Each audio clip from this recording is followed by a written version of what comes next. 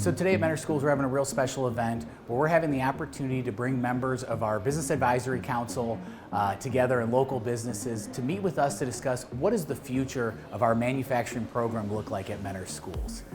Part of our framework for the future and strategic plan with Mentor Schools was to expand offerings of college and career readiness programming. And one of those is going to be our new Manufacturing Academy that is going to begin in fall of 2025. And our process today is to listen to the employers and understand what skills do they need from our students that we can provide that can help get them employed and on the right path to their careers. And that's one of the big things that we take away from our partnerships, and one of the things that I'm really excited about and proud of at Mentor Schools is our collaboration we have with our business partners. Today we have representatives from some of the biggest organizations in Northeast Ohio, from Swagelok to Component Repair Technologies, and they are all here to help guide us, because ultimately they are going to be some of the next steps for our students. And in order for us to help provide them the best, we need to make sure that they're a part of that process and we're understanding what skills our students need to be taught.